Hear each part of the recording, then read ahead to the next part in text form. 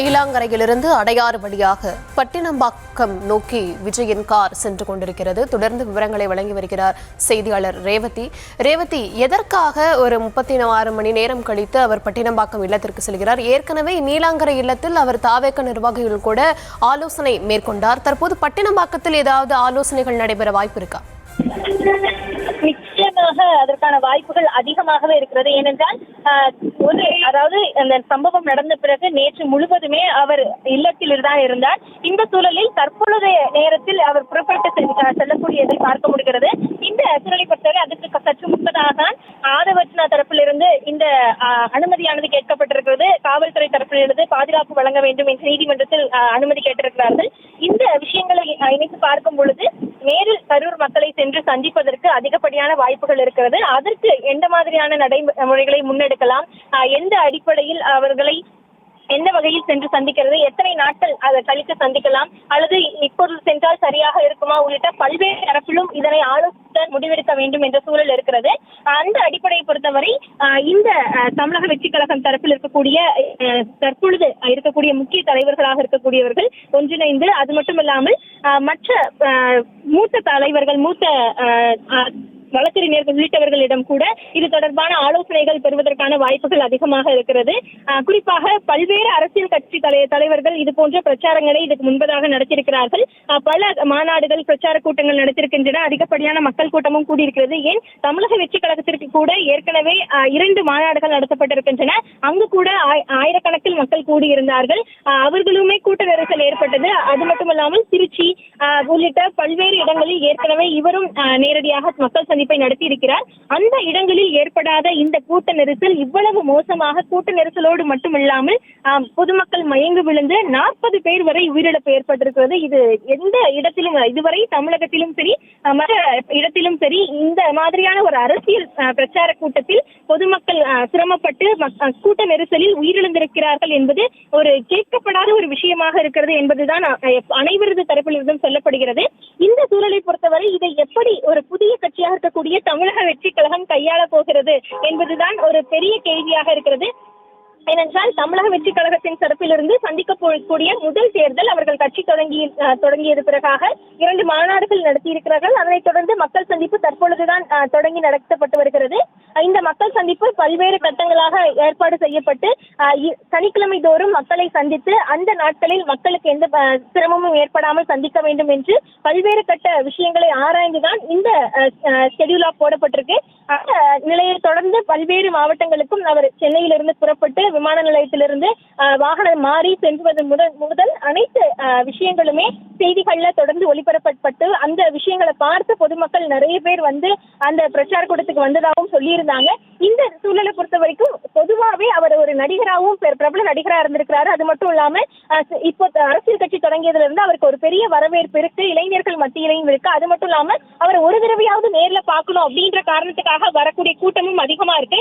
இது அத்தனையும் தெரிஞ்சும் காவல்துறை தரப்பிலிருந்து அவர்கள் ஒரு கணிப்பு ஏற்படுத்தப்படவில்லையா என்பது பல்வேறு கட்சி தலைவர்களும் தொடர்ந்து தெரிவித்து வந்துட்டு இருக்காங்க.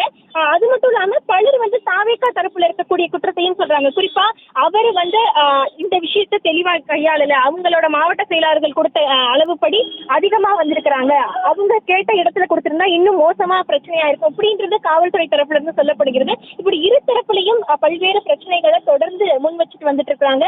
பல்வேறு கருத்துக்கள் தெரியப்படுத்திட்டு இருக்காங்க. அது மட்டும் இல்லாம சமூக வலைதளங்கள்லயும் இரு மாதிரியான கருத்துக்கள் பகிரப்பட்டு வந்துட்டு இருக்கு. பல மக்கள் அந்த இடத்துக்கு வந்து சந்திச்சிருக்கக்கூடிய கரூர்ல இருக்கக்கூடிய பொதுமக்கள், அந்த பாதிக்கப்பட்டவங்க, அடிப்பட்டவங்க, அதுல இருந்து மீண்டவங்க என பலருமே செய்தியாளர்களுக்கு பேட்டி அளித்திருக்கக்கூடிய விஷயங்களையும் நம்மளால பார்த்து தெரிஞ்சுக்க முடியும். எந்த அளவிற்கு அவங்க அந்த விஷயங்களை பார்க்கிறாங்க, அவங்க என்ன மாதிரியான கருத்துக்களை சொல்றாங்கன்னு. இந்த விஷயங்களை எல்லாமே ஒட்டுமொத்தமா பார்க்கும் பொழுது தமிழக வெற்றி கழகம் தரப்புல இருந்து இதை கையாளுறதுன்றது ஒரு சவாலான விஷயம்தான். அதை எப்படி அவங்க முன்னெடுத்து செல்வாங்க, என்ன மாதிரியான விஷயங்கள் எல்லாம் அவங்க மக்களுக்கு கொண்டு செல்வாங்க, இதுக்கப்புறம் இந்த அளவுக்கு ஒரு பிரச்சார கூட்டத்தை நடத்த முடியுமா, அதுக்கு எந்த அளவுக்கு சவால்கள் ஏற்படும், இப்படி பல கேள்விகள் தமிழக வெற்றி கழகத்துக்கு முன்னாடி இருக்கக்கூடிய நிலையில கரூர் மக்களை சந்திக்க வேண்டியதும் ஒரு முக்கியமான விஷயமா இருக்குது. ஏன்னா அவங்களே நம்பி அவங்களுடைய அரசியல் பிரச்சார கூட்டத்திற்கு தான் வந்திருந்ததாங்க அந்த மக்கள் கூட்டம். அங்க நடந்த இந்த சம்பவத்தாலதான் 40 உயிர்கள் பலியாயிருக்கு. இந்த சூழல்ல அவர்களை நேரடியா சந்திக்க வேண்டிய ஒரு கடமையும் பொறுப்பும் தமிழக வெற்றி கழக தலைவர்களுக்கும், அதாவது மாவட்ட செயலாளர் உள்ளிட்டவர்களுக்கும் சரி, அந்த கட்சியோட தலைவரா இருக்கக்கூடிய விஜய்க்கும் இருக்குன்றது மக்களுடைய பொதுமக்களுடைய ஒரு எதிர்பார்ப்பா இருக்கு, பொதுவான கருத்தாவும் இருக்கு. அந்த விஷயத்தை பொறுத்த வரைக்கும் தமிழக வெற்றி கழக தலைவர் என்னைக்கு அவங்களை நேர்ல போய் பார்ப்பாங்க அப்படின்ற ஒரு எதிர்பார்ப்பு இருக்கு.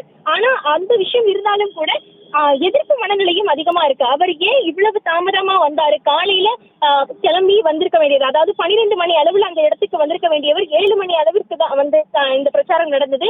மின்சாரம் தடைப்பட்டது, அங்கே இருட்டா இருந்தது. காலையில இருந்து காலையில இருந்து வெயில்ல உணவு தண்ணீர் இல்லாம காத்துட்டு இருந்த மக்கள் ரொம்ப சிரமப்பட்டாங்க. அவரை பார்க்கணுன்ற ஒரே காரணத்தினால உள்ள வந்து சிக்கி வெளியில போக முடியாத நிலை ஏற்பட்டிருக்கு. இப்படி பல கருத்துக்கள் அவர்கள் தரப்புல இருந்து தெரிவிக்கப்பட்டிருக்கு.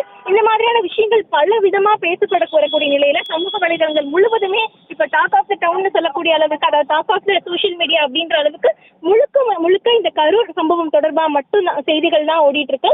அனைத்து கட்சி தலைவர்களுமே இது தொடர்பான பல்வேறு கருத்துக்களை பதிவு செஞ்சுட்டு வந்துட்டு இருக்காங்க. பொதுமக்களும் அவங்களோட சப்போர்ட்டை தாவேகா தலைவருக்கும் கொடுத்துட்டு இருக்காங்க. அது மட்டும் இல்லாம பொதுமக்கள் அவங்க வந்து இன்னும் கவனமா செலுத்தி இருக்கணும். அவருக்கு நிறைய பவுன்சர்ஸ் மாதிரியான பாதுகாப்பு இருந்தாலும் கூட அவங்களை நம்பி வரக்கூடிய பொதுமக்களை பாதுகாக்க வேண்டியதும் அவங்களோட கடமை. அதற்கான ஏற்பாடுகளை செஞ்சிருக்கணும் அப்படின்ற விஷயங்களும் சொல்றாங்க. திமுக தரப்புல இருக்கக்கூடிய தவறுகளும் சொல்றாங்க, அவங்களுடைய ஆட்கள் அப்படின்னு சொல்றாங்க. இந்த மாதிரி நிறைய கருத்துக்கள் பரவிட்டு இருக்கு. இவ்வளவு கருத்துக்கள் இருக்கக்கூடிய நிலையில பொதுமக்கள் என்ன மாதிரியான மனநிலையில இதை கையாள்வாங்க? தமிழக வெற்றி கழக தலைவர் நேரில் வந்தா அவருடைய பார்க்கும் பொழுது அவருடைய எண்ண ஓட்டங்கள் எப்படி இருக்கும், அவங்களை எதிர்கொள்ற விஷயம் எப்படி இருக்கும் அப்படின்ற நிறைய கேள்விகள் இருக்கு. இத்தனை கேள்விக்குமான பதிலாதான் இது இருக்கணும். அது எப்படி எதிர்கொள்ளணுங்கிற விஷயங்கள் எல்லாம் தமிழக வெற்றி கழக தலைவர் பல்வேறு தலைவர்கள் கிட்ட, அதாவது வழக்கறிஞர்கள், அவங்களோட கட்சி தலைவர்கள், கட்சியில் இருக்கக்கூடிய பொறுப்பாளர்களோட ஆலோசனை பண்ணப்படதான் முடிவெடுக்க போறாங்க.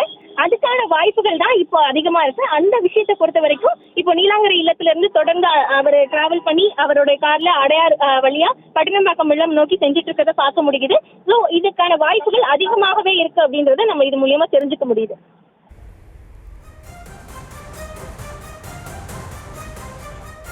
விவரங்களுக்கு நன்றி ரேவதி.